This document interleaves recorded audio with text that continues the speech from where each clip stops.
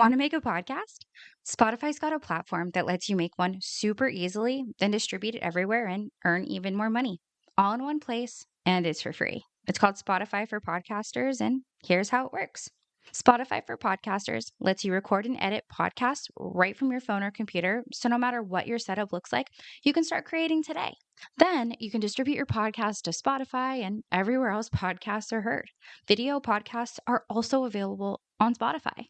With Spotify for Podcasters, you can earn money in a variety of ways, including ads and podcast subscriptions. Best of all, it's totally free with no catch. Ever since we discovered Spotify for Podcasters, we feel like having options like video podcasts, Q&A, and polls has let us be creative on a whole other level. I highly recommend you give it a try. So download Spotify for Podcasters app or go to www.spotify.com/podcasters to get started. Welcome back, Exes and T podcast fans. It's Danny here, you guys. Really excited to be back with you guys today. First and foremost, I just want to thank everybody so much for all of your support, for all of the kind words, for sharing the podcast, for just everything that you guys do to help support this community. I think it's so important to continue spreading these types of messages, whether it's domestic violence awareness, anti-MLM content, or just mental health in itself. So again, thank you guys so much. You guys, I bring back with me another story about Amway. Oh, God, I don't know that we'll ever get to a point where Amway will cease to exist. Unfortunately, there are so many people who have been hurt by this corporation and their various lines of affiliation that it just hurts my soul, to be honest. Like, I will never, ever, ever stop talking about it. With that being said, though, I'm not here to defame Amway. I'm not here to defame any of the lines of affiliation, Brit Worldwide, Worldwide Dream Builders, URA, LTD, any of you guys. I do recommend listening to people's stories. However, you're a grown adult. I'm not going to tell you not to join. What I am going to say is to listen to these stories, proceed with caution, because a lot of these stories, every single one of them has validity to them. And we don't share them for no reason. We share them so that way we can, one, spread awareness, two, help healing, and three, hopefully somebody hears at least one and they decide, you know what, I'm not going to join that organization. But that's up to you. Whatever you decide, totally up to you. So again, I'm not here to defame anybody. I'm not trying to get sued. Yes? All right, cool. So you guys, these organizations are crazy. They're toxic and they're fucking horrible. Now that I've decided I don't want to defame them. But yeah, this is based on my personal experience, personal opinions. I have with me today a brand new guest. Her name is Jackie. She comes to us from Brit Worldwide, which is an organization that I'm slowly starting to get to know. She actually knew a previous guest that we had on the podcast before. And you guys, her story is intense. So I want to add a trigger warning on the off chance that we get into anything super personal and super traumatic, especially when it comes to Amway. I want almost every single episode that we have here has some sort of abuse that happens in it. So trigger warning, if that's not for you, hey, we'll catch you in the next episode. But you guys, let's have Jackie here with us. Hey, Jackie, thank you so much for being with us. Thank you for having me. I am so excited that I've gotten to connect with you. I love the fact that we connect on so many different levels, which is awesome. How did you find this podcast? Surprisingly, my upline ended up sending it to me. My old upline ended up sending it to me. And I honestly didn't pay any mind to it because, he put me through a lot while I was in Amway. So, and on top of that, he had me blocked. So, he went out of his own way to unblock me and to send me the audio. I kind of told him to leave me alone, to F off and practically screw him and Amway. But I could not get the curiosity because I saw a familiar name on there. And I was like, could that be who I think it is? And it was Ksenia. And I was like, I'm gonna hear this out. So I pressed on it. And when I listened to it, I was in shock. I was so deep into it because I told you I had to listen to this 2 times. I was like, wow, like everything that she went through and how people in the industry would like edify her so great, but her story is like the total opposite. It's like a nightmare. I wouldn't wish that on anybody, not even on my worst enemies. I was glad to reconnect with her. It was great reconnecting with her, and we ended up having brunch, and we bonded, and we understood where we were both coming from. And then that's how I reached out to you, and I was like, hey, I have a story too. Like, I have one hell of a story. Like, it's probably not as big as other people, but it's something that I would love to share, and I would love for people to, be on the lookout. So, because if it could happen to me, I'm pretty sure it could happen to anybody. You know what I'm saying? So, at the end of the day, it's just an awareness. And if people want to take it the wrong way, that's not my problem. That's your problem. um, I'm gonna speak up on my experience, and I even took the time, like, you gave me some time to even, think about what I'm gonna say, and I took my time to even type it out exactly what I'm gonna say, and remembering in details what happened and what was said. But yeah, I'm really excited to bring this up big awareness so people could be aware and not get screwed over practically. Yeah, which I find it so fascinating that you guys know each other and that you guys kind of have that different perspective of the same organization, that you guys were both a part of this same circle, which will be really interesting to hear how your experience was with that and all of the things that transpired, which honestly I think your story is so important. I think every single individual person, sometimes people they say that they're like, oh, my story's not, I'm like, I'm telling you, your story is important. It is big and it is huge. So I'm really excited that I get to be here to help you spread that story and help empower you to do that. Um, which is insane, right? I don't know that there was any point in time in life where I had ever considered that I would be talking about being an ex Amway member. Where were you at in your life, kind of when you were getting to know Amway? Well, to start off, like, okay, so I was recently divorced, right? I was 22 years old, and I was practically left with nothing but debt, from that marriage. But that didn't stop me. So I found a really good job. I worked in the urgent care, and at that time, I really thought it was a really good job. But things were slowly, like at the moment when I first got the job, things were looking up, and I feel like after I officially got divorced by court, I just wanted to get out there again, make friends, have experiences. I didn't expect to look for love for a really long time, and because I was really trying to focus on God and myself, and especially on my daughter. And I would notice one male in particular, I guess when people started to find out I was single, a lot of people try to, like my pictures and all that stuff, and you know how that goes. But I never really took it serious. That one particular guy would just like all my pictures, look at all my stories. I was just like, whatever. And one day I would go hiking, with my cousins, and I guess we had that in common, me and that guy. And he asked me like, oh, like, where did I go hiking? And then I told him like, oh, I went here. I don't even remember if I told him the right place, but he asked me to go hiking with him, right? So, we went hiking on, I guess, on his birthday, if I recall. And, it was pretty nice. And then, he was asking me later on, like, hey, like, what you been up to? What do you do? And I told him, right now I work in urgent care. And I had asked him, oh, what are you doing? He's like, oh, I do flooring.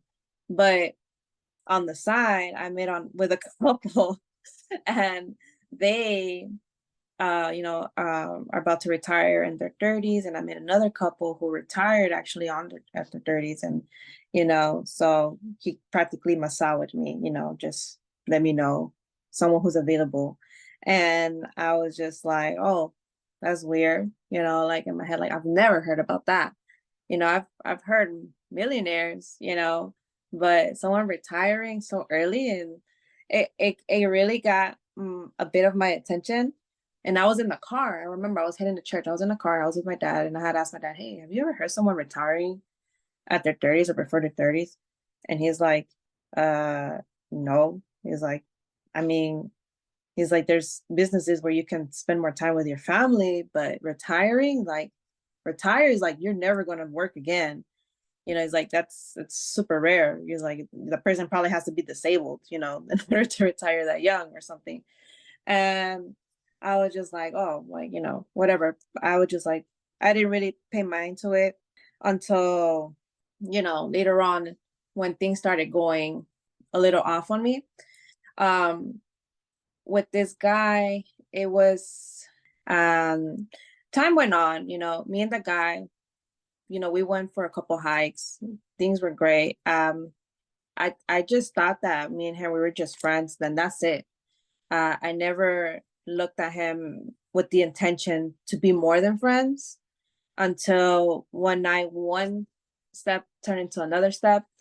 We're playing some pool and we're both were drinking. And in our culture, the way we say hi is by giving a kiss on the cheek, and the way we say goodbye is the same way. So I guess that particular night, we happened to accidentally kiss each other. And, I really questioned myself, do I even like this guy? Because to be honest, he just was not my type. I just didn't see him that way. But I'm the type of person who doesn't really look at looks all the way. I'm more of the type of person to see how you treat me and how you are as a person. So I gave him the chance, to date me. And, that's when things were going pretty good at the time. And it came to the point where people were making fun of me, or I didn't care, I was just like, whatever, like, I'm going to be who I feel happy with, at the end of the day, and I told myself, I'm going to decide who I want to be with. So, as time went on, I would notice he was getting ready for a meeting one night, and he made it seem like he was going to do business. And I remember he would say, like, I have mentors and I can't miss these meetings. And I thought to myself, like, oh, wow, like, okay, this guy's a businessman. I didn't know what he was doing. I didn't know anything about the business. Right. And, you know, I just left it at that. I never asked him, like, at that time, I never asked him in particular, like, oh, like, what is it that you do? Or, in details. I just like let him be.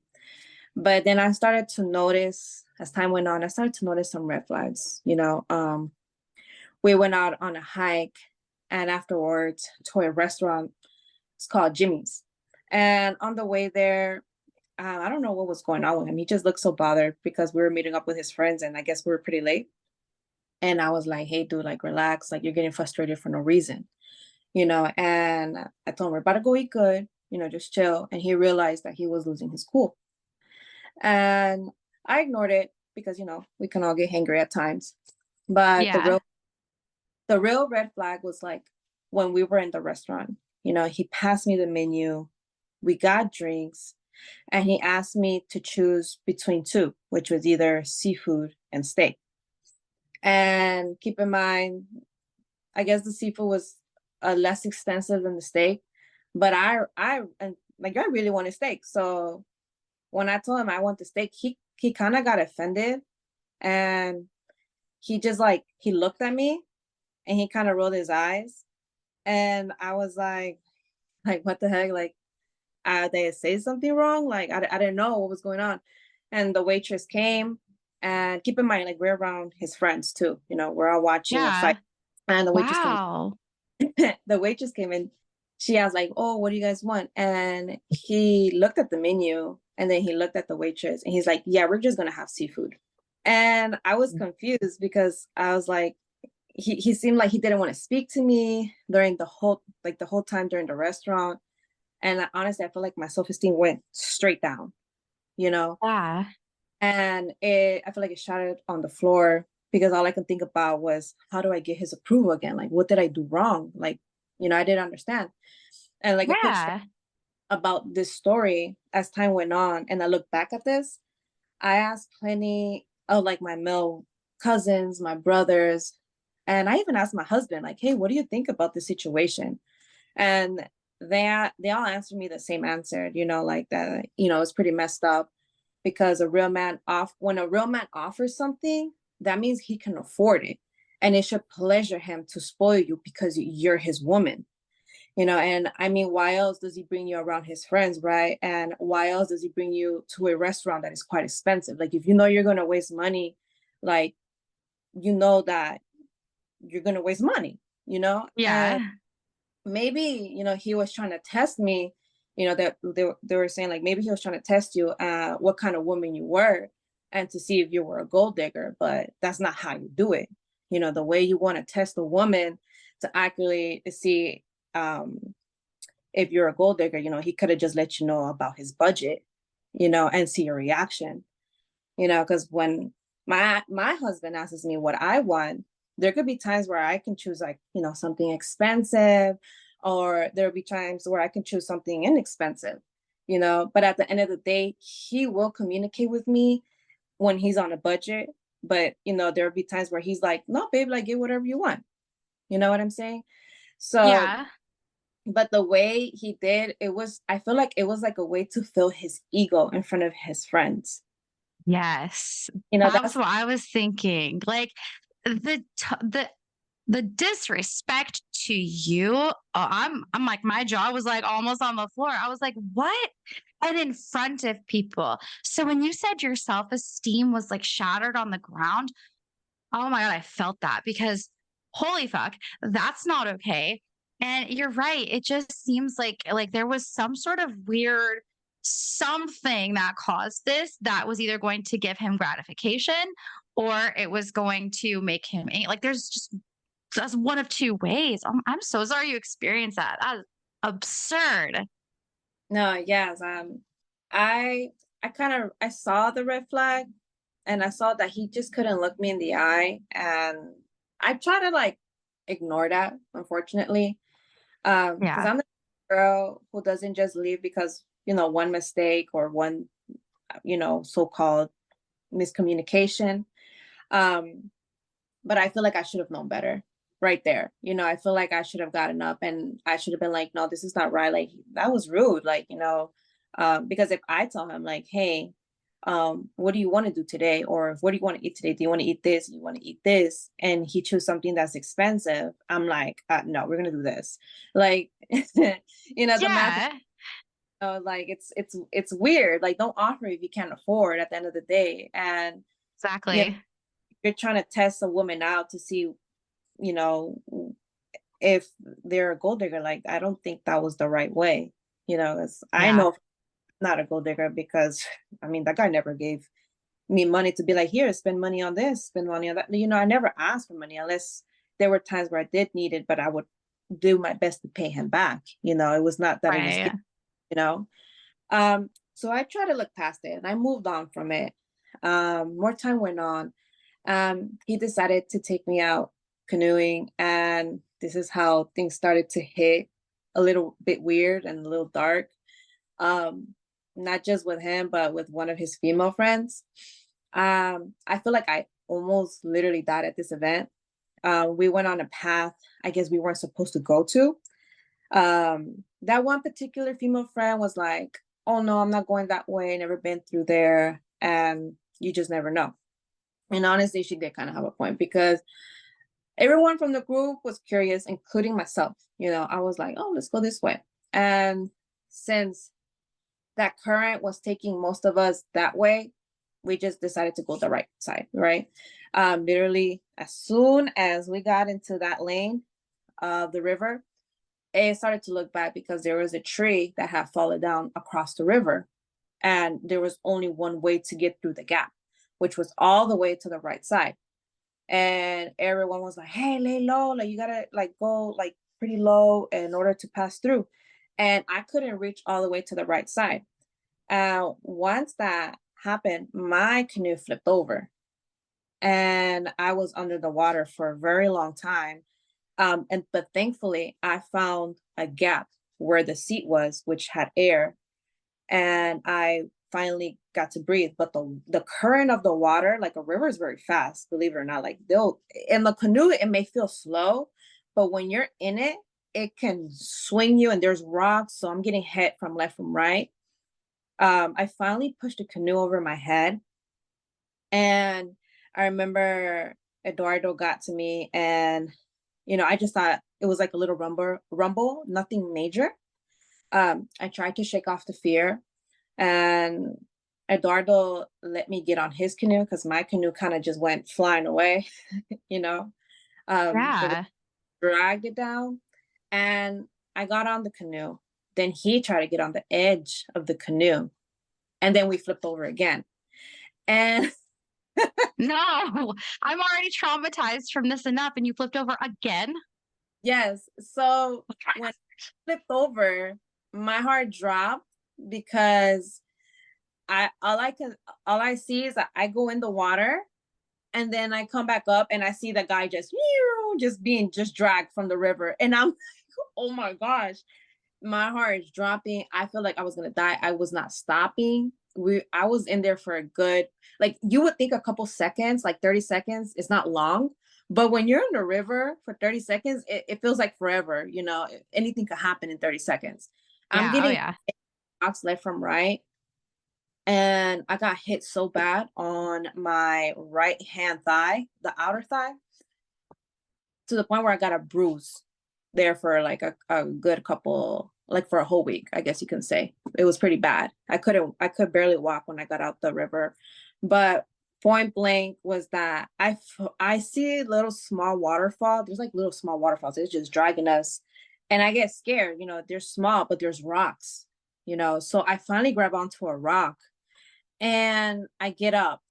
It's not that deep, but the water is very strong that it can really take you. So and the Yeah. rocks are free, so you can easily slip. And as I get up, I'm near the waterfall, and I'm trying to go towards the man, and he's like, "No, go the other way." And my dumbass listened to him, and I go the other way, and I slip, and then the waterfall takes me again, and I'm like, "Oh my gosh!" And I get so scared. But finally, we reached a very calm spot in of the river, and I was just relieved that happened, and I was a bit scared.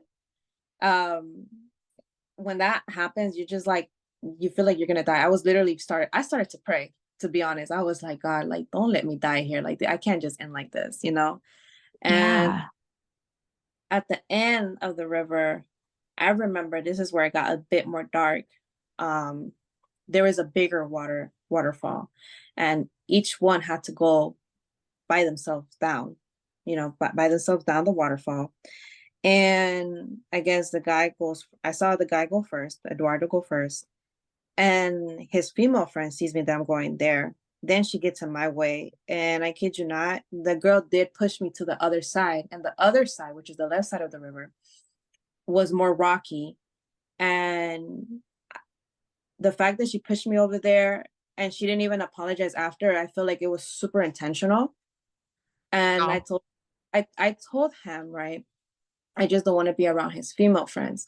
But it was like, when I would tell him, he wouldn't believe me, because I mean, he grew up with these people, so he has a whole different perspective from them. yeah. And he believes that they would never do anything like that. But I'm like, why would I make up a story like that? Like, that's not something to play, Exactly. and I get along with people. I don't have any enemies. I have some female friends, and I just feel like that girl just did not like me for no reason at all. I guess, I don't know. Like, I always wonder, like, why she did not like me. I had never said anything to her, so it was super weird. I'm just in shock. Like, are you okay? Like, honestly, do you still go see water? Because I don't know that I could ever look at even drinking water ever again after that.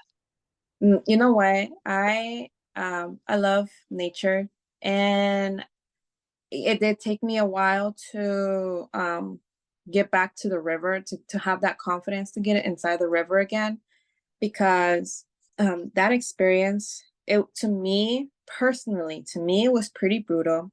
um I'm a wild soul, to be honest. I love nature. I'm the type of girl who will get out of the trails and find my own path, and climb rocks and climb up the trees. Like, I love the fact that I feel like I could be free in nature and do whatever I Yeah. want. Holy shit. And this is before Amway. This This all was happened before before Amway? My God. this was like God warning me, like, get the hell away from this guy, please. And I'm like, no, like, let's give him another chance. And he's like, all right, fine. Like, you're gonna learn the hard way because that's somehow you like to learn. So you have this chaos happen. This guy is disrespecting you in front of your friends, and you almost die in the river. And like you had said, this was like what you kind of look back now and you're like, oh shit, the universe, God, someone was trying to warn you about all of this. Mhm. And I totally get it though. You gave this guy another chance because why wouldn't you? You're like a really nice person. You have a huge heart. Like obviously this guy had at one point done something and been a certain type of way that warranted another chance. I've been there. So no judgments on that because we all make decisions and we never really know where they're going to lead. And somehow this decision led you to Amway. So you go through all these traumatic experiences and how does he start bringing up the business to you? It's it's more like, okay, so I was working in urgent care, right? I honestly got tired of my job because I would manage two facilities at the same time and it was stressful and I feel like I couldn't live like this anymore. And since I was dating Eduardo, I would tell him, and he would finally ask and told me that the offering is still open if I wanted to meet his mentors. And I honestly had to think about it for a bit. But after having a bad day at work, I ended up telling him that I wanted to meet his mentors. So he set up an MG1, a meet and greet one, right? Where I meet David, which is his sponsor. And I remember we met in a cafe. It's now called Hansel and Gretel. Everything seemed great. David was talking about building a business that can give me passive income without exchanging my time. I would ask him specifically what it is, and he's like, I can't really give you details right now. This is just an introduction.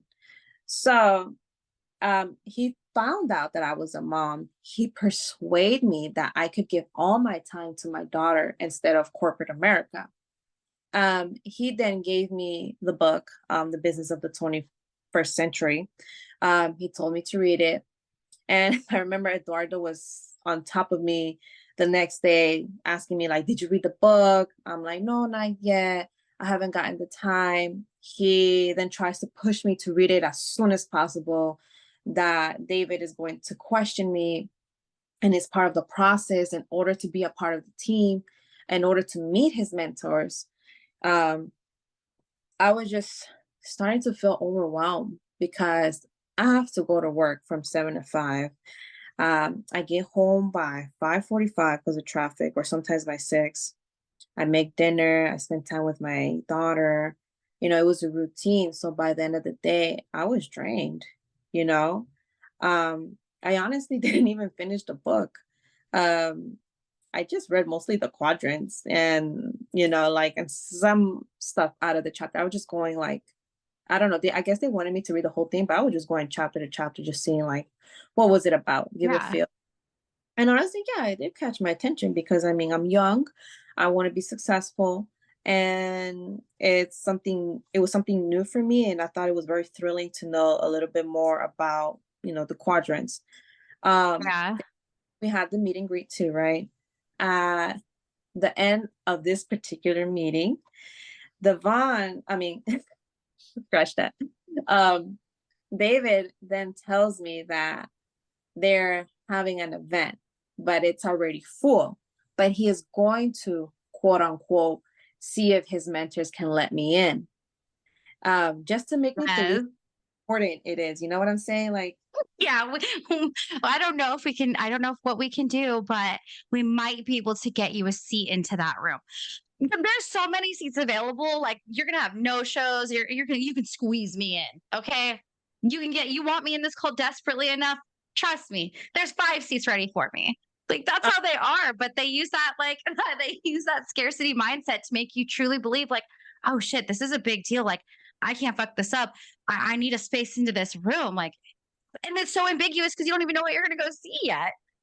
and you know what's so crazy is that at first when he told me that, I'm like, yeah, whatever, like I'm gonna get the spot.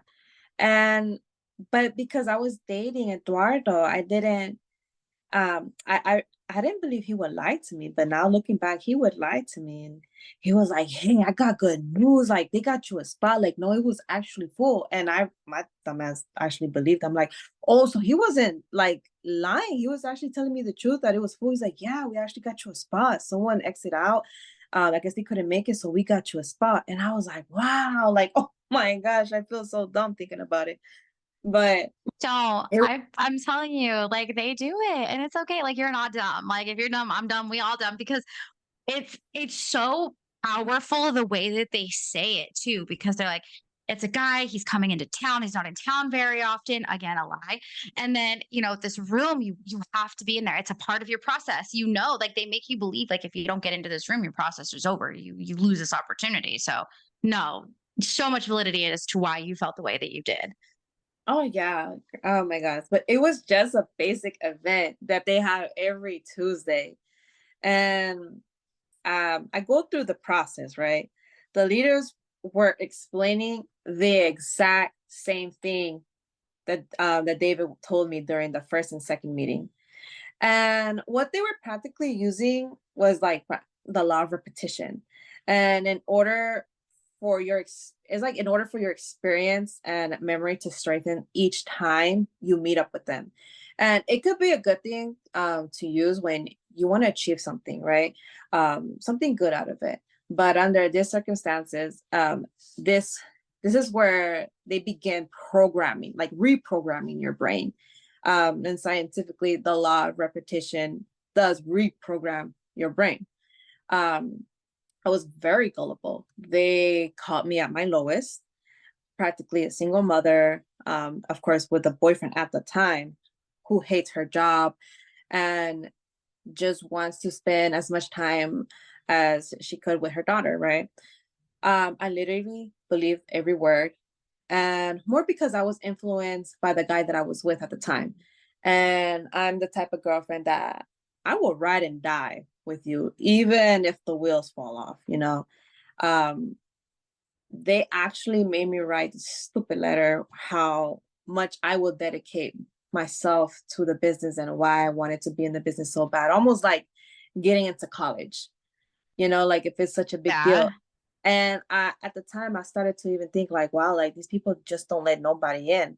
And he would make me believe like, just because you're writing this letter doesn't mean they're going to approve you, but you really have to give it your all. And he literally would come, like, he literally came over to my house to see how I was writing the letter. Because he's like, you can't just write the letter, a simple letter, like, oh, like, so and so's, like, no, you have to write like a paragraph, like a summary, like you're writing a letter to the president. And I was like, oh man, like, is it that serious? Like, yeah. And they made it seem like it was a privilege to be there, and honestly it was not. um as soon as I signed up, Sam, which was one of the leaders of the organization, which one of the wives of the leaders of the organization, she began what we called, and Ksenia explained, right, and one of the podcasts, love bombing me, and was like, oh wow, like Eduardo's got a keeper, a woman who supports her man is rare, all this bullshit.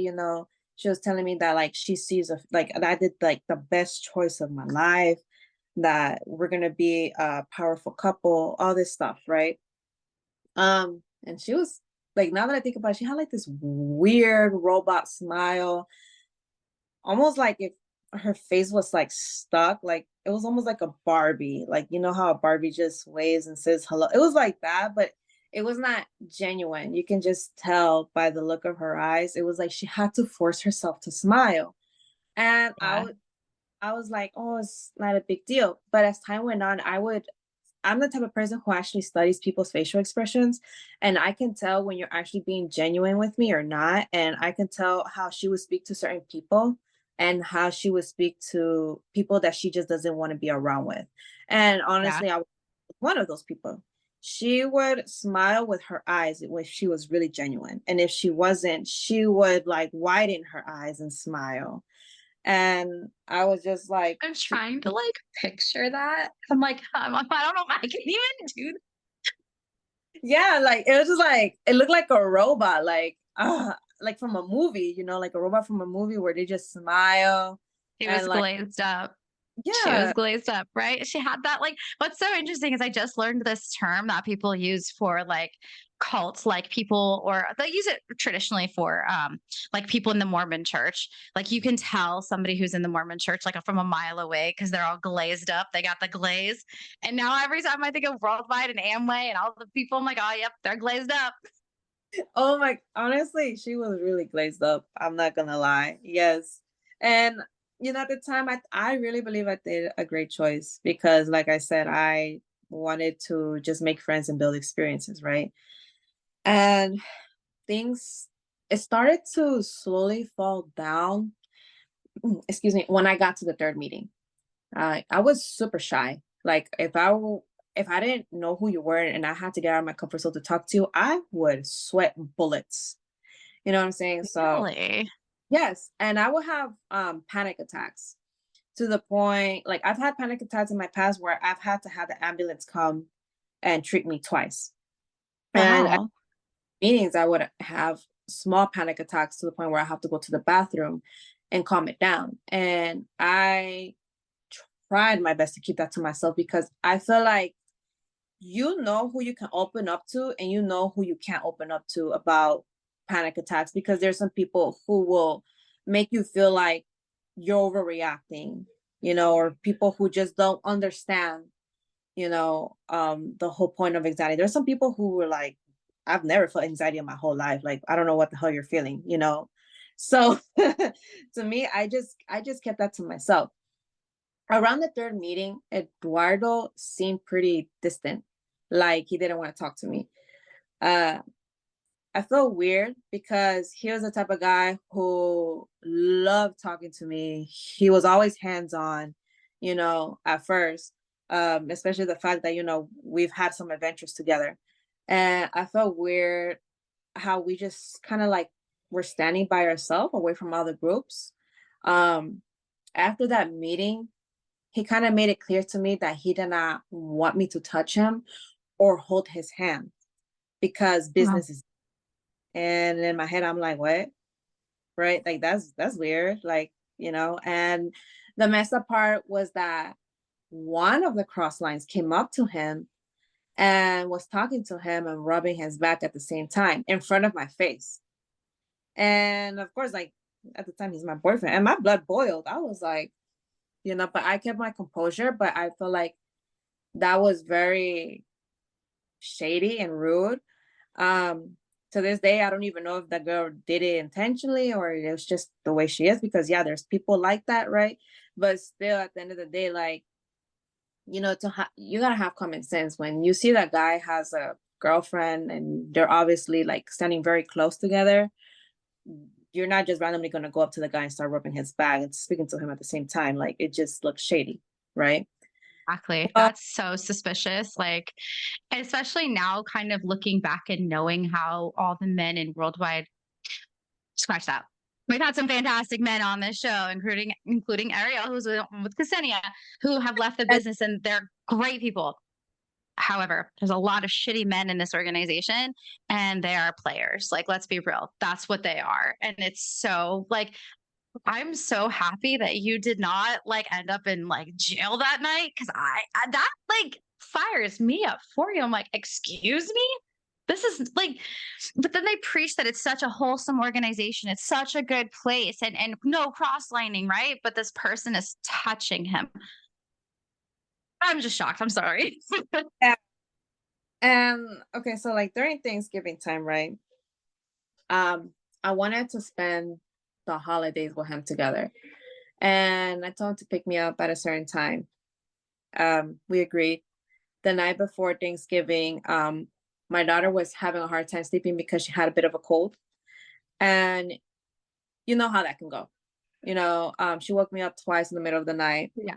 And I guess my alarm, when it went off, I didn't even hear it because it was on the floor under some pillows. Um, by the time I woke up, I realized it was late and it was about to be the time that he was going to arrive. Um, and when he was outside, I began to explain to him that I'm getting ready. And I told him that it was just best that he would just come back later because I don't want him to wait. Right. I gave him the option. Um, Kind of like changed his tone of voice, used a little bit of a voice of authority and questioned me why did I ask him to come at this time and I'm not even ready. And I was honestly so tired. Like I was exhausted. Like my mind was just not at the right track. Like, when you're a mom, you're doing multiple things at the same time. You're just like, you have a foggy brain, and I was so tired that I forgot the main reason was because my daughter was sick to begin with.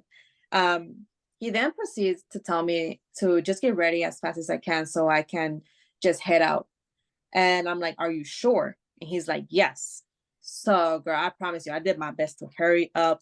And with a kid, it's hard, especially when they got a cold, because you got to take out the Yes. furs and, she has to eat. I can't just get her ready, like all that stuff.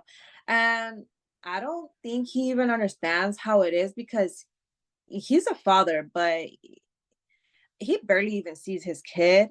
And I'm not gonna get into detail with that. Like that's his business. But I feel like I don't personally I feel like he doesn't know how it is to get ready with a toddler.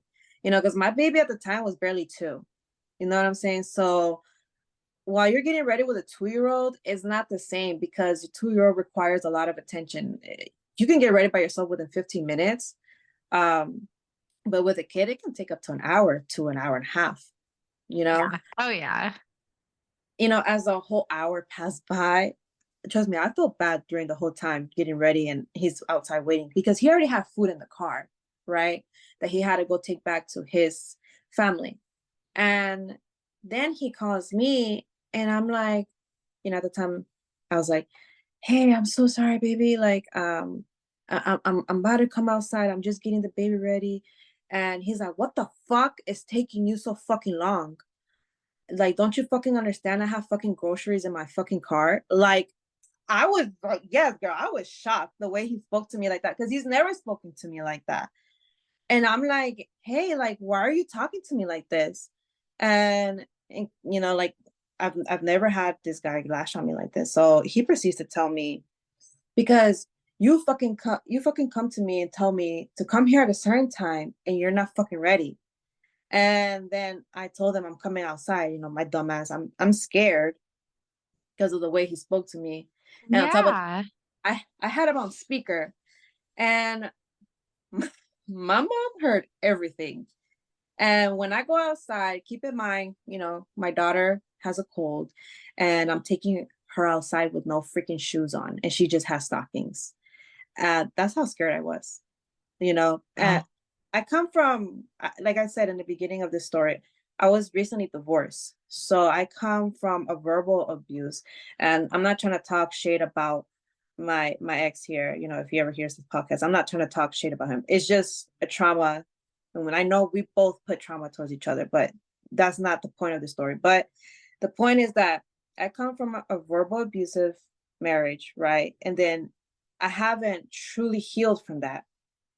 And going into this guy that he's treating me like super sweet, I see some red flags here and there, but he has not verbally abused me like this. And then to out of the blue for him to just do this, it kind of like triggered a trauma where it put me like I got scared. And if you would see this guy, how tall he is, you'll be like, "What the fuck, Jackie? Like, why? How are you scared of that?" Because he's my same height. Um, Next thing you know, being my mom, comes outside the door and yells, Jackie, are you seriously getting overwhelmed just because he tells you to move? Look at your daughter. She's standing on concrete and has no shoes. I looked down and honestly, I feel like the worst mom in the world. I felt stupid at the same time, and I honestly just wanted to cry. And she then proceeds to yell, and she says it in Spanish. She's like, that motherfucker ain't shit. He's just like your ex-husband. He's manipulating you, as she should. And I don't regret her saying that. Um, Eduardo just stares at her and drives off with me. And then he proceeds to tells me that my mom is crazy for yelling at him, that he didn't even respond because she looked crazy. And I told him, like, yeah. I was like, that's because you were yelling at me. And he then tells me, why are you telling your mom about our relationship? And I was like, I didn't tell her anything. She heard you. I had you on speaker. And then he gets mad at Yeah. me. And I feel like he got more mad because he was embarrassed, you know? And I guess he just didn't have the balls to admit it that he fucked up, you know? Yeah. Imagine how crazy he looked yelling at you, like for literally nothing.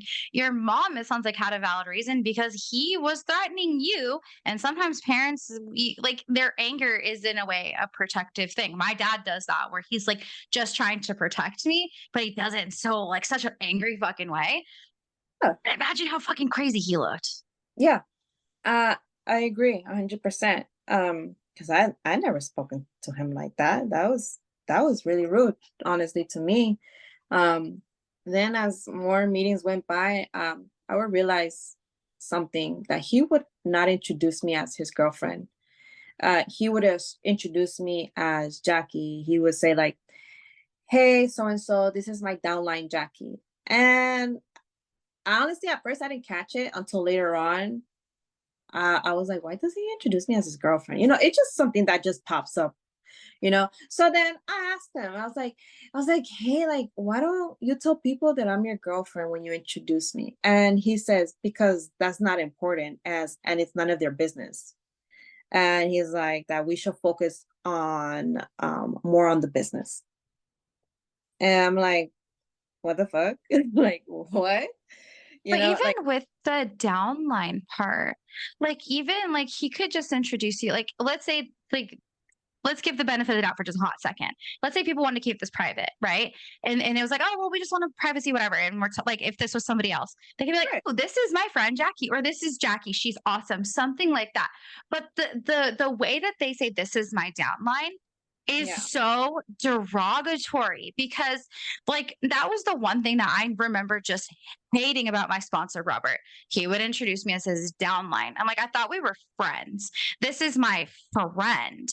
Like I would always say that with guests, with people. It's like that's another fucking human, whether you see them as something or not. Like the term downline just got to be, like I said, so insulting and so derogatory. I'm so Yeah. sorry that that happened. I mean, I'm glad I went through that experience because, as you go through these types of bad experiences, you start to really realize your true worth after you heal from them, and you promise and act on it that you will never allow for a man to treat you in that certain way ever again. So I'm glad I went through this experience with him because it did lead me to have such an amazing man, which I'll get to at the end on how I met him. But back to what was going on is that I began to observe other couples in the events, and I realized they were holding hands, and I would hear how they would both introduce each other to other people. And I even see how the females even rest like their heads on their boyfriend's shoulders or their arms while standing up. A lot of things that I would realize a lot of couples would do. And I get it. Some people don't like to be touched, right? But I mean, this guy was hands on from the beginning until I got into Amway. And I ended up finding out it was all thanks to Samantha and her husband's influence. And I know this because Samantha told me herself. And I didn't want to seem as a controlling girlfriend, but it made me sick to my stomach that he would just wanted to hide what we were. I mean, he would not hide it on Facebook, but on Instagram and Amway, he would cover it up.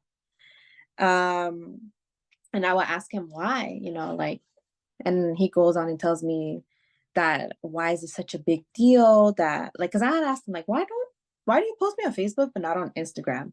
And this is like time passing by, Like, like we've known each other. We've been talking to each other from May to like around September. I was curious. I'm like, why do you post me here, but you don't post me here?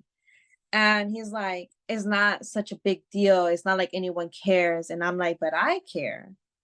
And he goes on and makes me feel guilty about controlling him, that he does not like to be controlled. And keep in mind, I never told him to post me on, Instagram. I just had a question and he got so offended about it. And I found it even more weird that he had pictures of his ex-girlfriend on his IG account, like old pictures from years like back in the day. And I don't understand why he still had pictures if they were broken up for a very long time. His ex had moved on and already had a baby with someone else. And I mean, she was in a happy relationship. I even asked him, why do you even have pictures of your ex on there? And he says that it's too many pictures for him to go and delete them. And he doesn't have the time to take them off. And having pictures is a big thing for him so he can keep memories. I mean, it was so freaking weird that he even had another picture of an ex-girlfriend while he would have broken up with that specific ex-girlfriend. Yeah. So I was This is like interesting. Who doesn't have time to go delete photos? Like when you move on from somebody, you move on. I mean, Yeah. yeah, the only time I could even maybe see having a picture of an ex is like, okay, well, we had a child together. This is a picture of the three of us and the child when my child was first born. Or maybe like your first significant other was like, oh, that's so cute. But like it's weird. Like, I don't like having pictures of your like that's so weird. I'm so glad you mentioned that you felt like that was weird because I was thinking that too. I'm like, what? That's a little strange. It was strange because he had like this Google account where he had all his pictures in Google, right? And I would be like, who's that girl? He was like, oh, that's the girl that I was dating after I broke up with a certain ex. And then we got back together a couple months later. I was like, what the fuck? Like, I feel like that should have just been for, like, oh my God, I know I should have just ran from there. Like, get the hell away from me. Like, that's toxic as hell.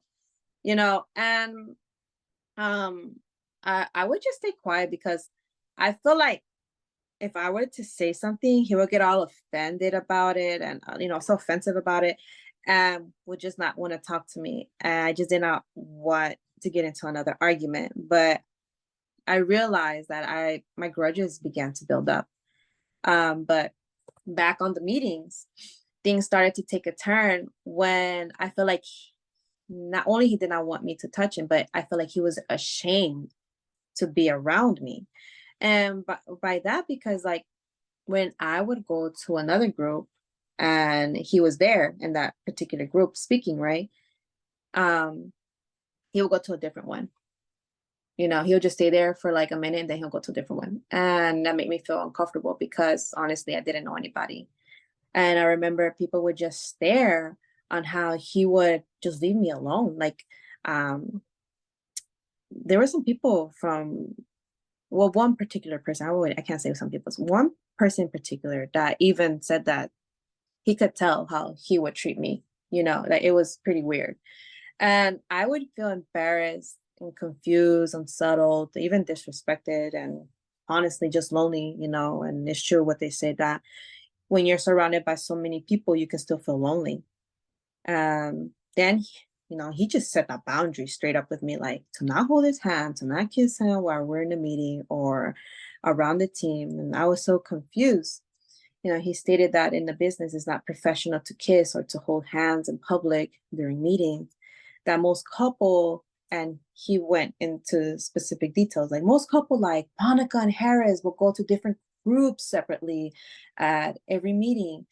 I was not comfortable with the idea, but I wanted to succeed in life. And since he would always mention to get out of my comfort zone, I would go and do it. But having severe anxiety and honestly, yeah, the fear of abandonment, was getting in the way. And I later on noticed how most couple would hang together, hold hands, and, even give small kisses and stuff. And I just, you know, as any other individual, I just began to question his loyalty. And later on the road, I found out that Sam, one of the leaders of the cult, exposed herself to me that it was her idea to have him let me be alone to see how I would handle myself. And she even admitted that she should have never done that because now she sees that it has caused tensions in my relationship with him. You didn't Like, think that was going to happen originally? Like, she didn't have the forethought to be like, I wonder how Jackie would feel about this. Like, no, like this guy, we're gonna promote toxic masculinity here, and we're going to hurt this girl. And you're right when you said that somebody had noticed. Crossline notice. Like, we can see when stuff's not okay. Kind of like what you were talking about with the facial expressions. Like, you can do your best to like fake a smile, but it's embarrassing. Like, and Sam did that? yeah, yeah, That she did. bitch. I'm mad Girl, at her for you. no, I've that girl's special, and I mean, she's a special type of stupid, honestly. When she told me this, I was infuriated, and unfortunately, and to this day, I still kind of am like this. Um, I'm the type of person who can be extremely mad, but hold it in until I've had enough. I just Yeah. I hold it in until I let it out.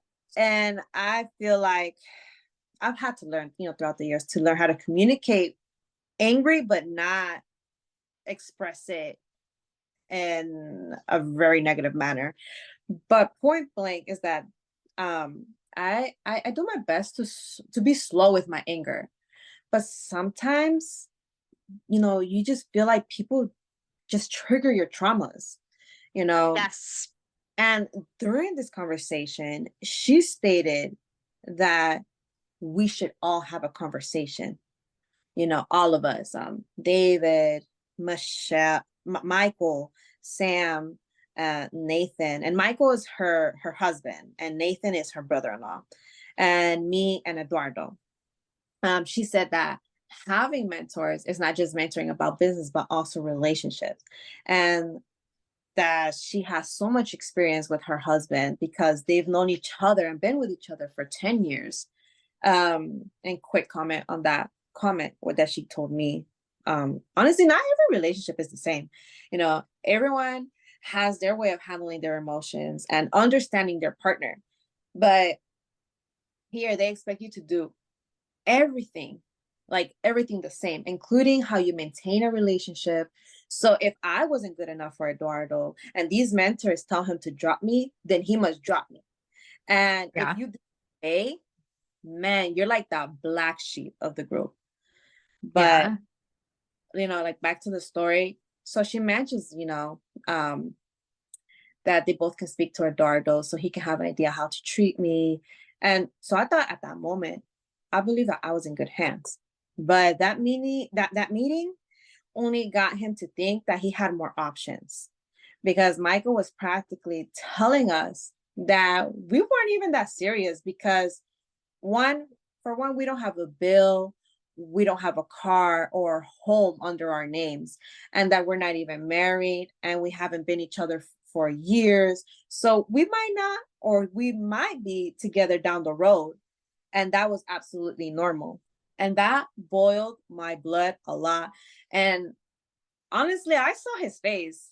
He thinks I didn't, but he was sitting right next to me. Like I saw his face, and I looked at his face, and he was really looking at him to take it under consideration. Like he had that face, like thinking, like, you know what, he's right. Like, and I was just like, is this guy like for real? And all I felt like I could do was be quiet. And that's because I just know in my heart that everyone was going to try to manipulate me or gaslight me and try to contradict me and what I was saying.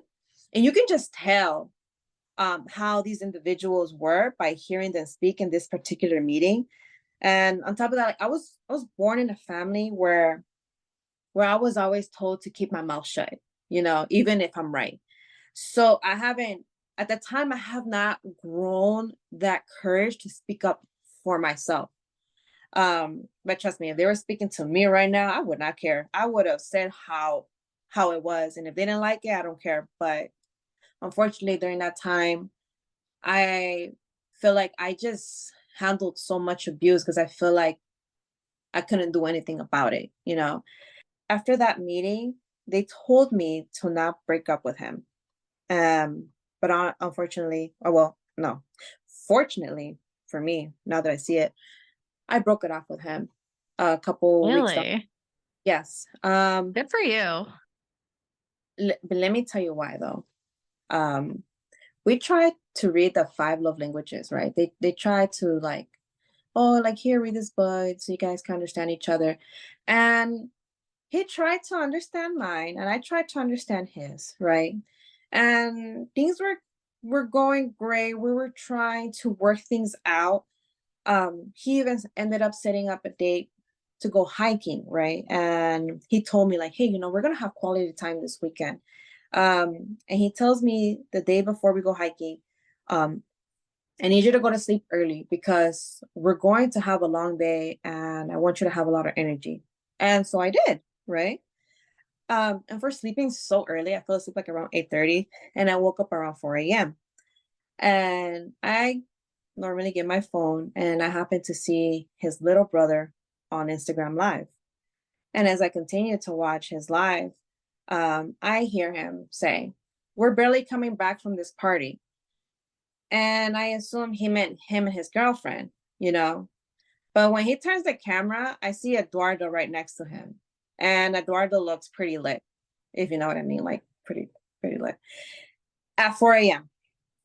And look, I know me and him, we're not husband and wife, right? But if you're talking to me about a future, about having kids, wanting to grow a business together, wanting me to open up to you about my past, which is something I don't do, especially if you're my significant other, like until I feel like I have that connection with you, I will begin to open up.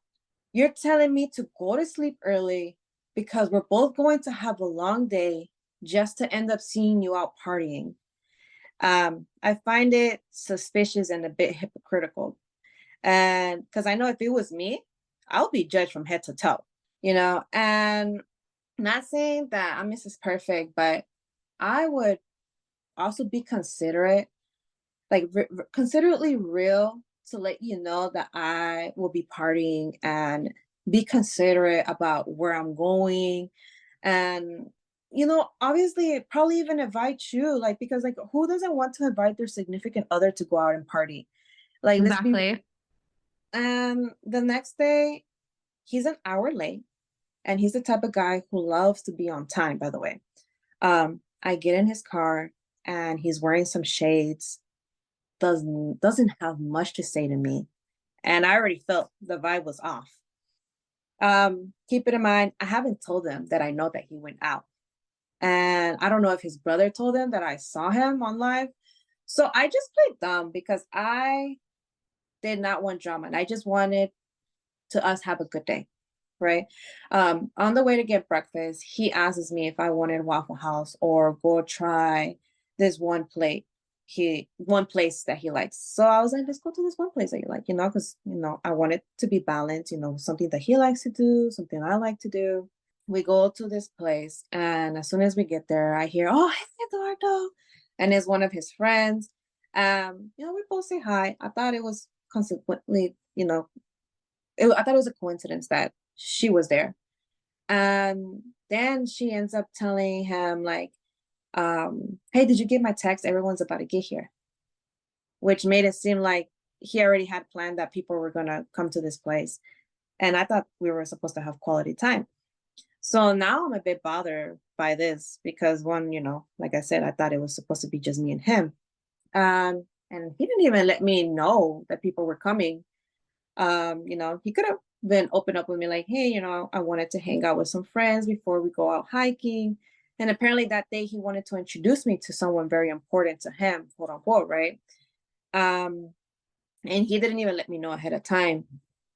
So that was his plan, but I was not mentally prepared because a lot happened before he wanted me to introduce to that specific friend. Um, so I was pissed off, right? And I feel like he was putting his needs way above me at that moment. But I did my best to just put my selfish needs, because at the time I felt like it was selfish that I didn't want his friends to be around, um, to the side. And I tried my best to calm myself down. I told myself it's not a big deal. As long as we go hiking by ourselves, that's what matters. Because he said we're going to go hiking. He didn't say we're going to go eating.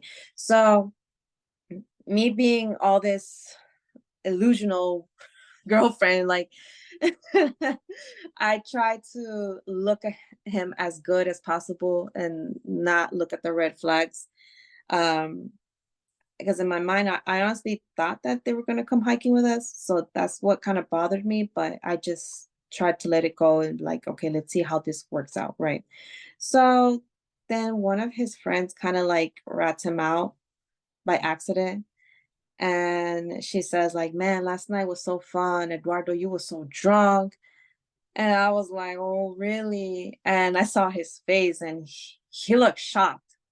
So I was like, oh yeah. No, no, she begins to tell me like, oh yeah, he was so drunk that he even fell down while dancing.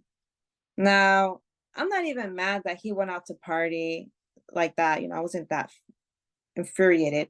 Um, I'm not mad that he got drunk, but dancing, like in my head, I'm like, who the hell are you dancing with?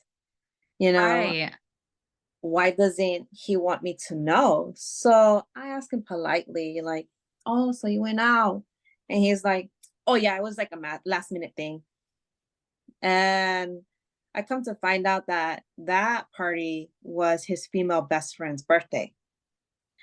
And I tell myself, there could be no fucking way that it was a last minute thing, because how are you going to forget your best friend's birthday?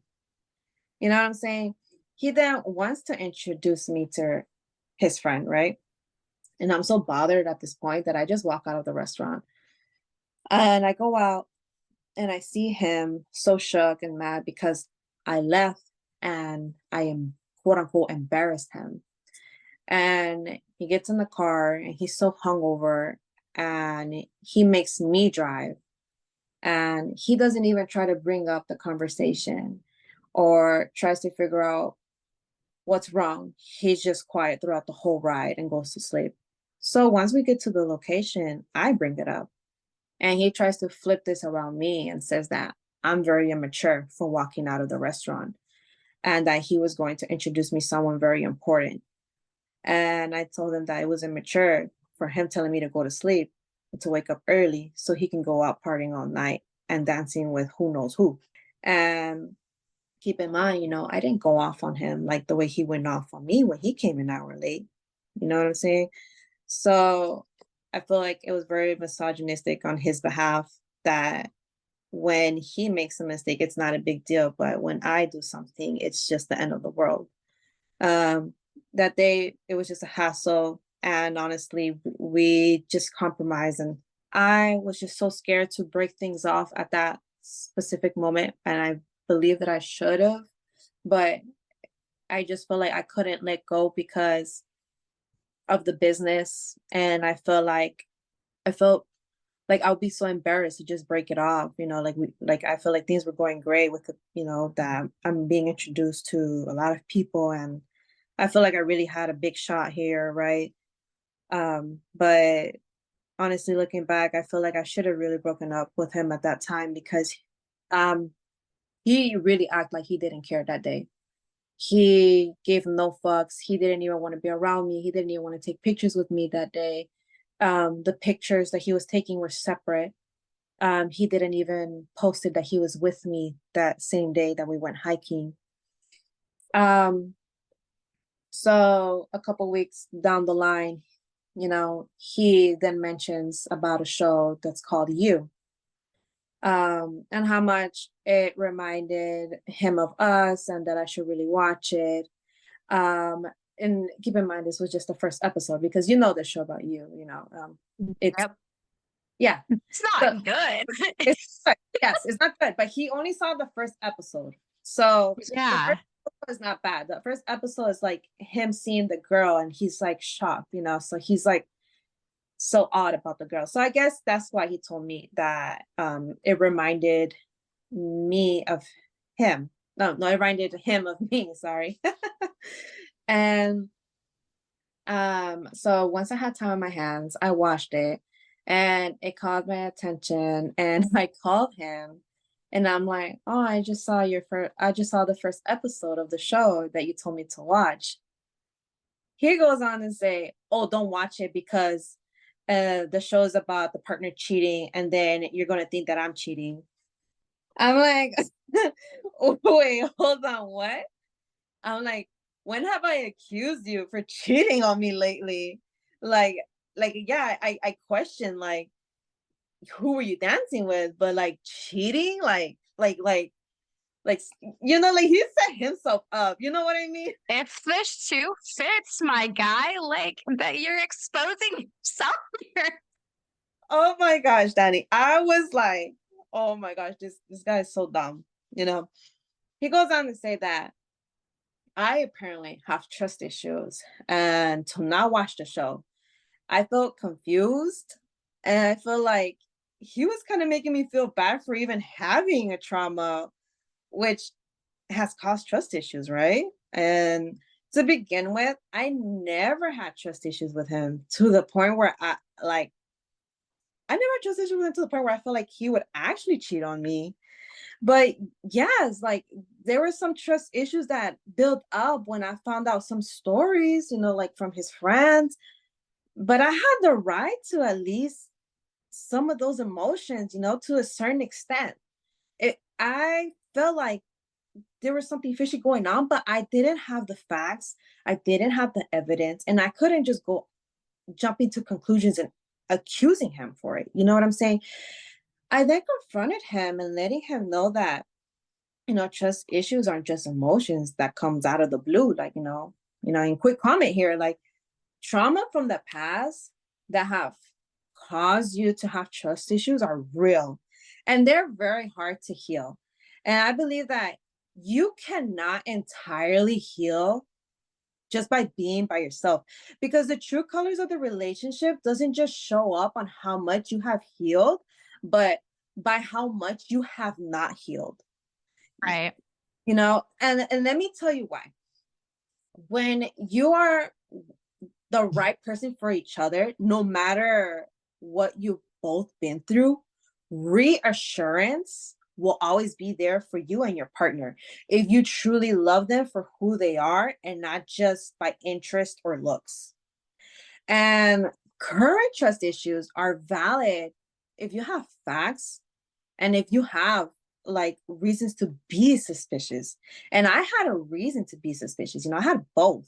Yeah. For one, we can't hold hands, we can't kiss, hug in meetings, regardless if other couples are. Two, you allow other females to touch you, like the cross line that came up to him and touched him in the back and was rubbing him and stuff. Okay. Three, you disrespected me by yelling and using profanity, aka verbal abuse. And he wasn't like that in the beginning. So a big change of personality will get you suspicious on why all of a sudden you're changing. Before you made multiple negative facial expressions when I found out you went out to a party and danced with who knows who and got mad at me because I felt unsure and honestly I feel insecure about the situation. Now, keep in mind, I never said that he was or is capable of cheating on me, and never said I, you know, had like a very deep suspicion, like, oh yeah, you're cheating on me. Like I did, but I kept that to myself. I never told him, you know. Um, I had the right to feel the suspicions on him cheating that one night that he told me to go sleep early while he went out partying last quote unquote last minute, right? And I had told him about it, like, dude, I have the right to feel this way. Like, if you did this. He then raises his voice and proceeds to tell me, Jackie, I don't have to tell you anything and everything about me. And honestly, Danny, you know what? He's right. He's right. But let's clarify some stuff. If you don't have to tell me anything and everything about yourself, then why the fuck do I have to tell you everything about me? Because he would question me, what am I doing? Who am I with? Where am I going? You know, the math ain't mathin'. Yeah. Even after we broke up, he would still want to know these things. At the end of the day, misogynistic as fuck. Yes. And so then I get offended by this point. And right here, I proclaim to him, fine, then let me make it easier for you. And I broke it off and I hung up. And from there on out, um, I feel like I should have just quit Amway, to be honest. But I was so brainwashed to believe I can make it here and I was going to prove everyone wrong. And my ego got in the way. Um, and I was a single mom, you know, who wanted to give it all for my daughter. And I didn't want her growing up seeing me being a quitter. But instead, honestly, looking back, I should have focused what made me happy on the morals that my parents taught me growing up in order to teach my daughter to be true to herself.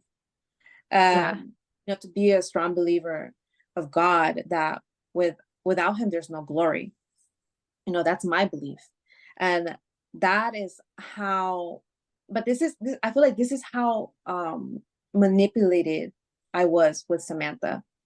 Samantha would always say, what if one day your children grow up to see this plan just to find out you had the same opportunity, but just decided to quit because it got hard in life? Yes. Oh God. I heard that too. And they would use that to me too. Oh my God. How fucked up and so predatory. And you're right, so manipulative because they knew you would have given your left arm if it meant you could do what was best for your daughter. Like you very clearly had showed that that was your truest passion. That's why you made every decision that you did. And they would say that. And then you're just like, oh shit. Like you're right. Like that could happen. And I mean, in retrospect, I fucking shot my kid knows this is a fucking scam. Like, but it's true because you're like, oh shit, because you still think, oh, this is the greatest opportunity in the world. I don't want to fuck it up, and then I don't want my kid to see this and be like, mom, why the fuck didn't you do? Like, that's so fucked up. Yeah, it gets to your fucking head. Like you really start to really believe like, do I gotta give it my all? They use your own children to keep you in, honestly. They make you feel guilty, even if you think to leave or don't do enough in the business. They tell you if you're going if you're not going out telling people about this opportunity, then you're just setting your children to failure, you know, or they'll tell you, I don't know about you, but my kids are going to have a big legacy in their hands when I leave this earth. What about you? Or this quote unquote right here, just because you're not around your kid while building this business doesn't give you an excuse to not build it. It should be your reason because it will matter in the end. You see that? Those freaking quotes stuck Yeah. with me for so long. Like I Yeah. brainwashed me to believe that I could really achieve this business if I just stayed and never quit. Yeah, absolutely. Yeah. Wow. It's infuriating. Like, oh my God. But it's true, especially when they use it, I feel like, against quite a few people, especially couples who have kids. They'll use your kids, but I mean, I don't know if this was your experience with single moms, especially. They would absolutely use that to prey upon the single moms the most. And then they would like start to compare the single moms like with each other. Like, oh, that single mom can do it. Why can't you? Why is she willing to work harder for her child, but you're not? Yeah. All the time. They would tell me, oh, so and so is single and she's doing it. She's out there doing meet and greets and doing this. How come you're not? And I'm like, her lifestyle is probably completely different than mine. But now looking back at it, she probably was fucking suffering. I don't even know if she's still there. And if she is, I feel bad, you know, because But it got so bad, Danny, that my daughter began calling me by my name. She was not no longer calling Wow. me. She's two, and around that time, your kids should know who the hell you are. But because I was around Amway so much and doing meetings and really getting out of my comfort zone, going and trying to talk, honestly, I barely had a meet and greet. Barely. I could not achieve anything. And I feel like when something is meant for you, no matter how much effort you put or how much less effort you put, things happen. But when something is not meant for you, no matter how much effort you put in, nothing will succeed, and the brainwash doesn't just stop there. I was obligated to listen to audios that particularly say the same thing in just different ways. Read books that were pretty helpful, but it never really made changes in my finances, and I had to write summaries about it. And what I find so funny is that they would require us, people who didn't have any downlines, to read every day, that there were no excuse to not listen or to read a book every single day. But yet they wouldn't do the same most of the time because somehow they had too much time. They didn't have too much time in their hands. But get this, it was actually a rule in their group to prove that you're reading and listening to an audio, that you were required, like everyone is required, but they wouldn't set the example. And it came to the point where I didn't even have the funds to pay for the audios anymore. My ex would try to send me some audios to listen, to finish my BMP and stuff. But one day I just stopped listening to those audios and just listened to my music.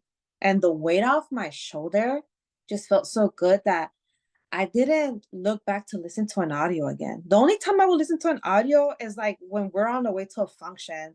And I'm just like, yeah, deep down, I'm like, what am I still doing here? Why can't I not leave? I feel like I could not leave because there was like that little small part of me, like, let me just see. Maybe I can make it. Maybe something will change. But nothing was changing. And I would go to meetings and I would have to put up and listen to upline stating like, if your business is not growing, it's because you're not listening to your audios and reading your books. You need to be doing your BMP every day, that we need to challenge ourselves. And they would guilt trip us if like we don't read the books or listen to the audios. And the fact that they would make money out of this and they will still guilt trip you, they wouldn't tell us, and I ended up finding out because of you guys. Yeah. Wow. So you guys had to do book reports Yeah, we had to like on your write about the audio, and then we have to write about what we read, and sometimes we would have to get into detail. what? That's Yeah. like it angers me because I'm like, okay, who the fuck does that as an adult? Unless like for me, sometimes if I know I need to remember something, I'll write it down. Good, sure, whatever. Or I remember in Worldwide they would have us send Kate's about it. They would be like, oh, send a Kate about the book you read. You're not even getting paid from this organization. They're not paying you for your time. So not only are you spending all of your time reading these books because they quote make you successful, but they're adding this additional shit for no reason. That's so much of your time, like, that they wasted, and like you said, they're not even doing it themselves. What the fuck? Yeah, honestly, it was a waste of time because the that time that I was giving and listening to the audios and reading the books and then typing the summaries that what I read and listened, that could have been the time that I could have spent time with my daughter, because it was usually about the end of the night. And my daughter is like, come cuddle with me. And I'm like, I can't, baby, I'm reading, and it sucks. And and sometimes I try to cuddle with her, and it's hard because while you're cuddling with your daughter and you have this heavy routine throughout the day, what do you want to do? You want to go to sleep, you know? And I don't think these people really are considerate enough to understand what it's really like to be a single mom.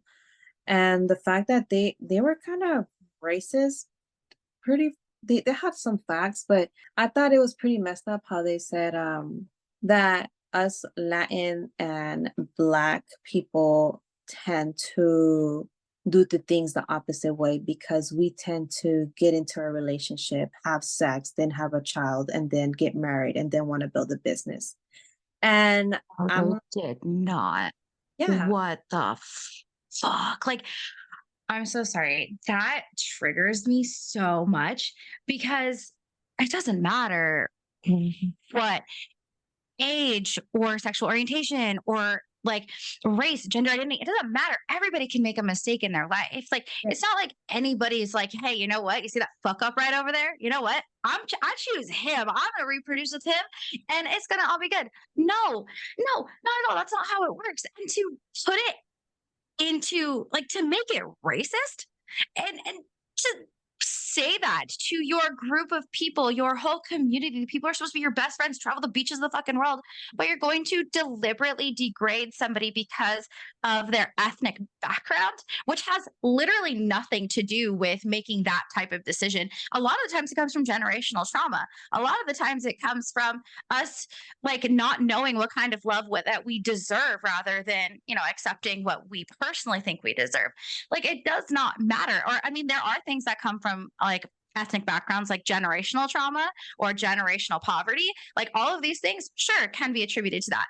But nothing fucking derogatory should ever come about anybody's background, regardless. Like, I'm so sorry that you experienced that. And I hear that so much towards people of color, all different types of people of color. And a lot of the time, it's people who are Black or it's people who are Hispanic. Like, it's so frustrating. Like, anybody who is a part of the Latin community is facing those same exact things. And, like, how do you push against that with this power dynamic?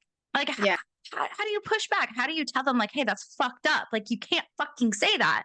You can't. You just have to yeah, endure it. yeah. You have to like suck it up and hear them out. And the most fucked up part is that the guy that I was with agreed what he said, like, oh, that's so true.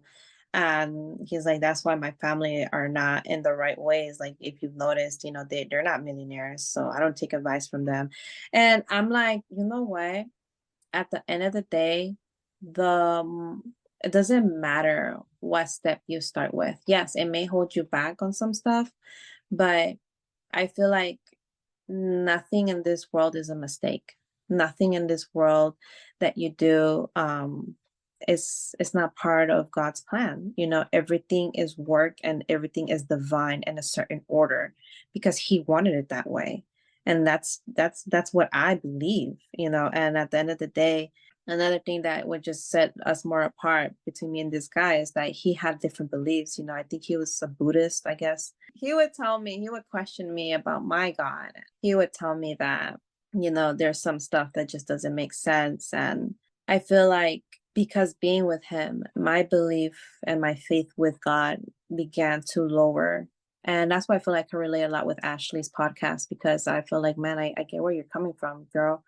Um, with me, this guy, I remember when we first worked together, I told him like, hey, like I'm going to church. Do you want to come with me? And he kind of made me feel like, he had some type of belief towards God, or, because maybe in my head I was like, maybe he's Catholic, but at the end of the day, we believe in the same God, right? Um, no, he ends up telling me later on while we're going on the second church, what's it called? Second week going to church, right?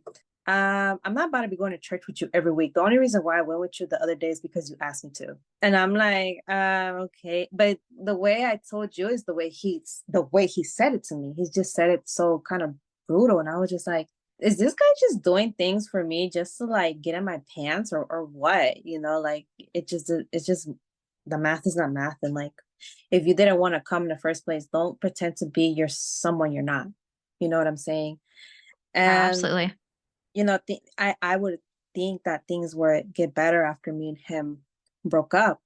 Um, but no, things kind of went down. I did my best to focus on myself, but things were getting harder because one, Samantha was just so upset with me about breaking up with him. She honestly did not want to hear it. She rolled her eyes, smacked her lips, and she told me, why didn't you talk to me about this first? She questioned me on why I did not call her. I explained to her, like, it's hard to reach out to you. You know, it was late at night. It was past 9. And she rolled her eyes at me again. And I started to slowly see her true colors right there, you know. And keep in mind, at first, me and Eduardo, we were good. There was no drama. We acted like nothing ever happened. But again, when you shove things under the carpet for so long, the carpet can only hide so much until there's no more space to hide, you know? Yeah, absolutely. And I got so tired of him trying to make it seem like we were still together. It's small details. Like I really study how people are. The things that he would do while he was with me during the meetings, he will still try to do them even though we've broken up. And by that, like, I mean, I would try to go to my seat, and keep in mind I would have my notebook and my pen on there. And as soon as I'm about to sit down, he would automatically grab my book and my pen and hand it over to me. And I didn't think much of it at first, but it was a repetitive move. And I don't see any uplines doing that to their downlines and vice versa. He would try to walk me to my car. He would try to ask me more about my day, about my daughter, and even try to take me out, um, just to hang out, you know, go, you know, talk to people, get people in the business. And I feel like slowly he was trying to lure me back in. And since I still had feelings for him, I thought things could work out in the future. And this one time he called me and he told me to come over. Surprisingly, I didn't think much of it. I thought we were just gonna talk in the car. But he went to go buy some wine. He got me drunk, and well, you guessed it. Yeah. And look, girl, we've all been there, all of us, you know. If you haven't been there, well, I hope you never get there, you know. I don't wish that on nobody. But we Oh, all make yeah, a decision. And you know what? It can even happen to guys too. So, you know, absolutely. you want to judge me by that, whatever, I don't care. It happened to me, and I'm being very vulnerable and open up about it. It happens to a lot of us. And a lot of men try to use our, you know, our body to practically take control of the situation, you know. Oh, And when that happened, I really believe because of that night, I thought he really wanted to get back together, but instead he stated that we were not, quote unquote, financially advanced in our life, and that we could not get back together until something upgraded in our life. And I was like, what? I was like, why would we want to get together until we have more money? Real love is tested through hardship while being together, not being separate, and seeing if I can make money so you can get back with me or I can get back with yeah. you. You know, Yeah. honestly, in my opinion, I believe that he was influenced by his mentors to say that, or he was just simply a gold digger, un mantenido, which we like to say a man who likes to be maintained in Spanish. That's crazy. So during this time, like, when did you finally decide to leave the business and what was your like final straw? My final straw was the last function I went with. Um, it began falling apart during the second last function I went. He ended up bringing someone else to the team. And it took him, I think, over another year to bring someone else. And surprisingly, this guy's actually friends with my husband. Small fucking world, bro. And Oh, shit. my husband was like, "Yeah, I remember he tried to get me into it, but I didn't pay attention to that." We're gonna call him Chris. So Chris was part of our team, and I really believe Chris did know that me and Eduardo were together. But I'm not so sure. But I really do believe, and here's why: because he would post me on Facebook that we, you know, like Christmas pictures, New Year's pictures, hiking, you know, us going out to eat, and they were friends on Facebook. So this one time we went on to a function and Chris was taking pictures of Eduardo and was like, dang, my boy looks good, man. I'm about to hook you up with some single friends of mine. And that hurt me to the core because it was like, do you not know I'm his ex? And like, that's very disrespectful, in my head, right? And I would look at Eduardo and Eduardo would laugh. Like he was laughing like so his cheeks were red. Like he thought it was hilarious what was going on. And all I could do was just look down and try to act like that never happened. And it was like a little trauma that happened right there that I just ignored the pain. I just looked past it. And I was just like, Yeah. just focus on yourself, Jackie. Just focus on yourself. And that was when I started to see things were falling apart. And I guess Chris thought that he was getting on my nerves. And so then his whole personality changed with me. So he brought in his girlfriend. We're going to call her Lily. And Lily at first was very sweet. I really believe that since Eduardo was growing his group, um, I believe that he finally brought a female into the team, and I finally was going to have a female to bond with and to grow the business with, and but at the same time, I feel like there was a bit of competition. I don't know. I feel like they would kind of push her against me. I don't know if she was told something because look, her personality was very sweet, was very genuine at first. The first meeting, then the second meeting, it just clearly changed. She was super cold. She didn't want to talk to me. She didn't look at me.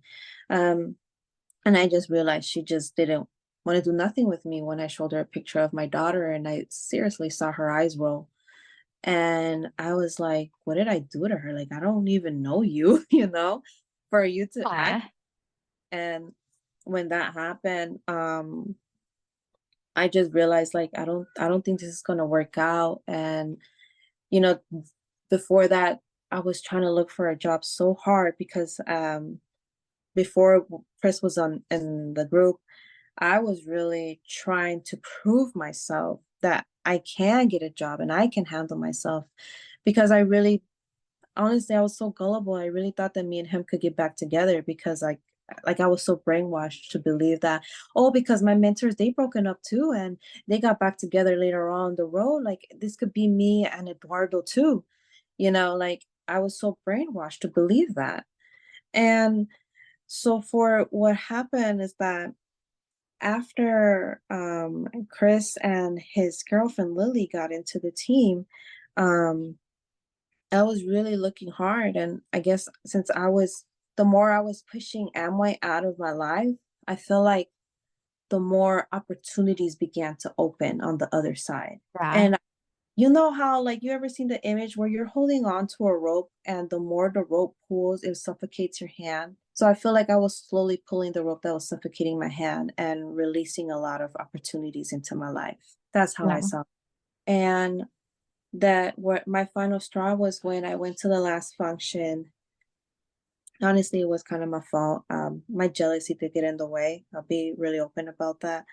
Um, he is very shady and he likes to gaslight in ways where he would try to make me look crazy. And let me tell you why. The way I explained to you how he would grab my notebook and pick it up and give it to me, um, he started to doing it to her. But let me tell you this, his man was not around, or her man was not around. Because when her man was around, he wasn't doing those little details, picking up her notebook, giving it to her. But since he was not around because he couldn't go to that function, he started to like pick up the notebook, give it to her, and then he wouldn't pay no mind to me. And so then I found that a bit shady. And like I tell you, I really study people's um the way they are. I study their personality, I study their traits. And when I saw that he was just getting too close to her, whispering in her ear and stuff, um, I was just like, I did get jealous. So when it was time for a break, I got up and I sat next to her and I was just trying to, act like I was talking to her. But then it's so stupid and sitting there. I didn't know much of the business more than he did. So she had questions for me that I didn't understand. So then he proceeds to tell me to move from the chair because he was sitting there because I don't know the questions to the answer. And I don't know the answers to the questions, excuse me. And I sat to the other side and I was like, man, I feel stupid. And I tell myself, why am I doing this to myself? Why am I being here? Why am I here? Why am I with this guy? Life is horrible. I lost my purse before coming to this function, my driver's license, like everything's going to hell. And I'm like, he is my bad luck. He is the reason why I'm doing bad in life. Being with him just lures a lot of drama, a lot of chaos into my life. Like I'm no longer speaking with my family because of this guy. My mom hates the fact that I'm here. My dad doesn't even want to look at me. My daughter's calling me by my name.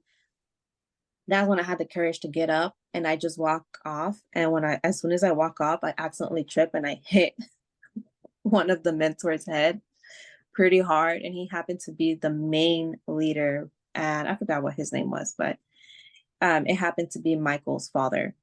And I remember that when I hit him, I was going to say sorry, but he looked at me so mad. And he was like, and I was just like, man, that's what you get. And so I left and I didn't tell Eduardo where I was going. I just left. And I feel like the big weight off my shoulders. And honestly, I went to my room and I knocked out.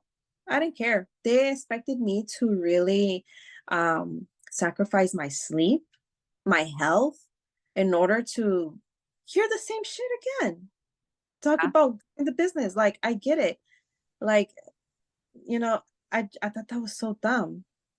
And there were times too where I started to see the big change in between this guy, Eduardo, because during the second last function, I remembered that on the way back, he kind of shamed me in front of everyone. And David asked one of us, like, okay, who's gonna be Eduardo's next big up down line? Like, who's gonna be the one doing the work in the team? So everyone there is very competitive, and everyone's like, oh, I am, I am. So, I was like, oh yeah, I am. I'm gonna do it. And so then Eduardo's like having a face like, uh-huh.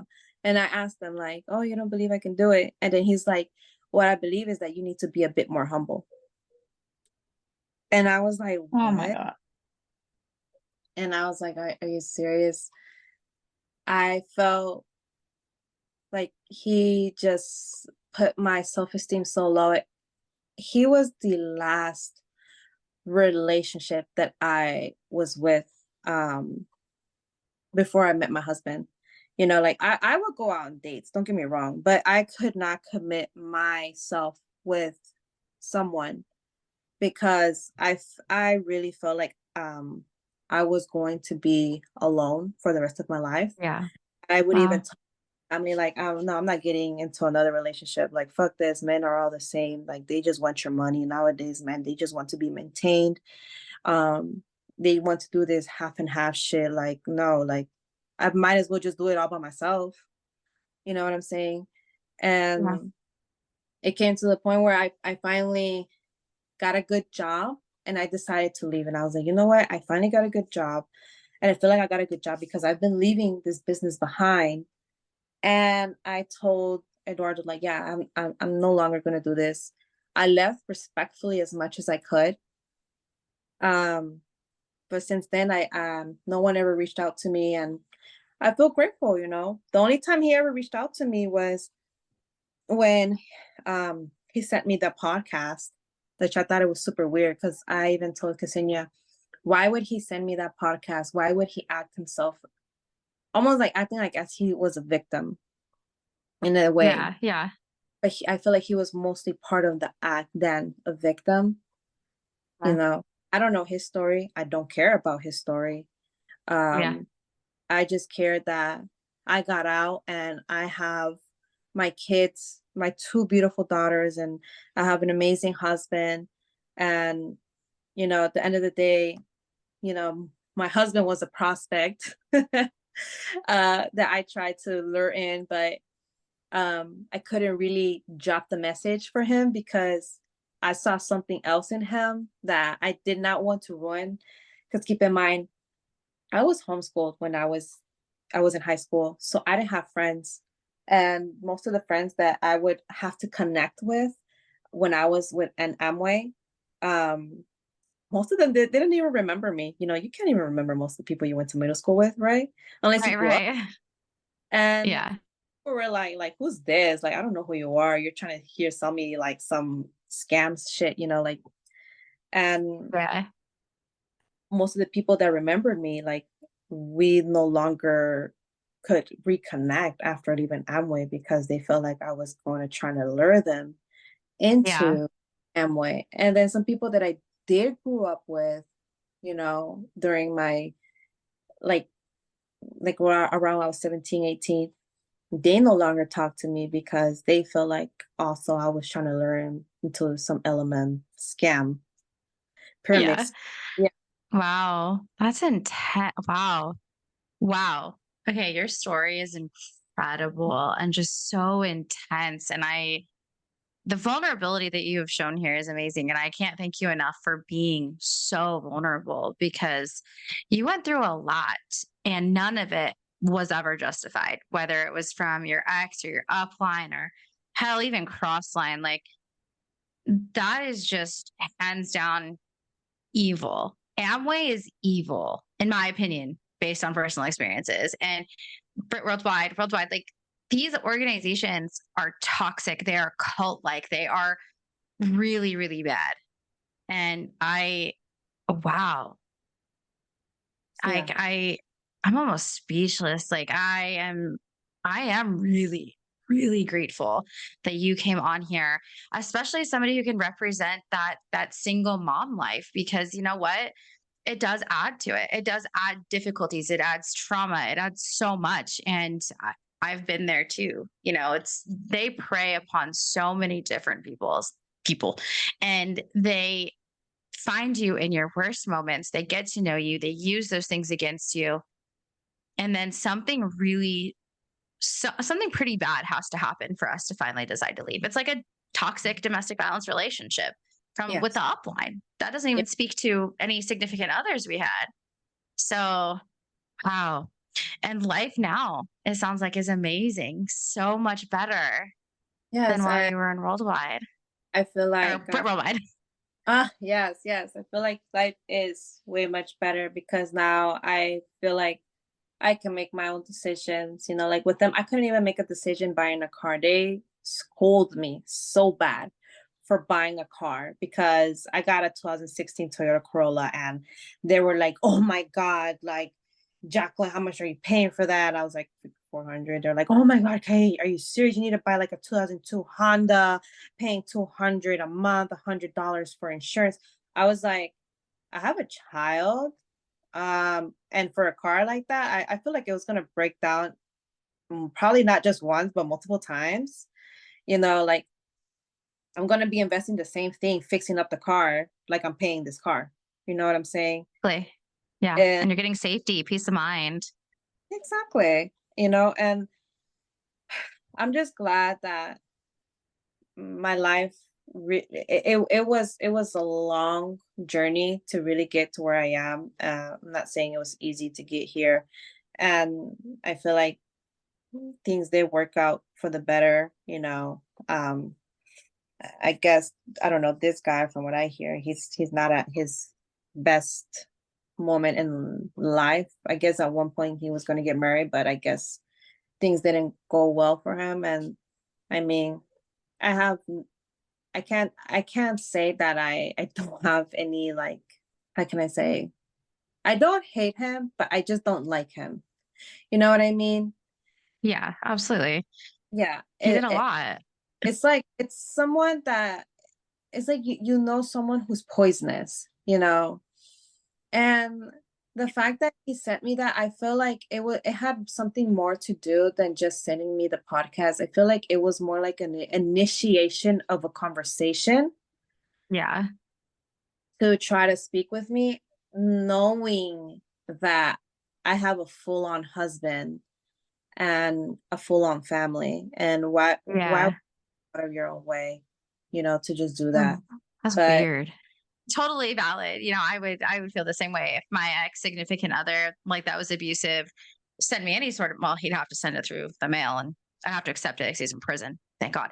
But I'm just saying like it's different. And I don't blame you for wanting to protect yourself and your being. And yeah, I can't thank you enough for coming here and being so willing to share so much of yourself with us to be able to help spread awareness. And again, I really hope this has been a healing process for you. If you could leave the audience with anything, what would it be? I would leave them that don't be afraid to speak up for yourself. Don't be afraid to tell your story. At the end of the day, no matter what you do, whether it's good or bad, people are always going to talk shit. So just leave it at that. Do what you feel like it's right, under God's eyes. At the end of the day, speak up about your story, speak up about this awareness. Don't let other people take control of your life, because you not speaking about your experience is you allowing the people from the past taking control of your life. I love that. Yes. Oh, I love it. Well, I cannot thank you enough. I've truly enjoyed listening to your story and getting to know you as a person, and again, getting to help spread that awareness because you guys, Amway truly hurts people. They are harmful, they're predatory, and yes, Amway co-signs these lines of affiliation, so they are equally, in my humble opinion, as guilty as Brit Worldwide, LTD, URA, all of these different lines of affiliation. So again, do with that information what you will, but I would highly encourage you. If you want to share your story, please DM me on Instagram at exesandt.podcast. You guys can find me on TikTok at the same handle, anywhere where podcasts are heard. Thank you so much again, Jackie. I appreciate your time, and we'll catch you guys in the next episode.